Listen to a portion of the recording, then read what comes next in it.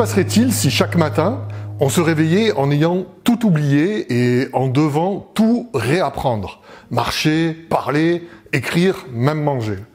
Le thème de cette semaine, c'est « Souviens-toi, n'oublie pas ». L'Ancien Testament utilise plus de 220 fois à l'infinitif au conjugué cette idée de souvenir. Et c'est vrai qu'un grand nombre des appels que Dieu nous adresse, c'est à se souvenir.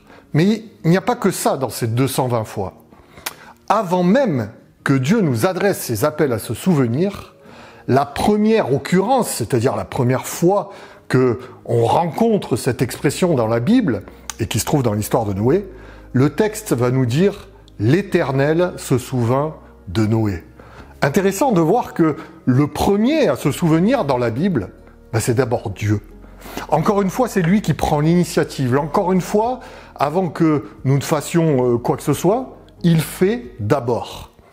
Cette idée devra donc être la première base de notre réflexion cette semaine. La seconde base devra être la compréhension de ce que c'est pour Dieu que le fait de se souvenir. Alors si nous reprenons quelques textes comme Noé justement, Abraham, lors de l'épisode de Sodome ou encore le peuple esclave en Égypte, on trouverait un point commun entre ces textes. Le souvenir pour Dieu n'est pas une pensée passive, mais une action. Lorsque Dieu se souvient, il passe à l'action. Il met en place un plan pour sauver ceux dont il s'est souvenu. Alors attention, non pas qu'il nous ait oubliés, c'est une formule de style pour expliquer la grande attention que Dieu nous porte et son action pour nous.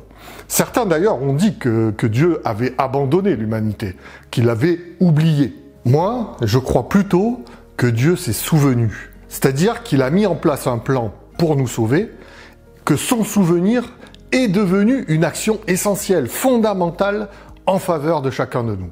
Et je crois donc que Dieu nous montre un exemple à appliquer lorsqu'ensuite il nous demande à nous aussi de nous souvenir. Et cet exemple, c'est que le fait de nous souvenir se transforme en action.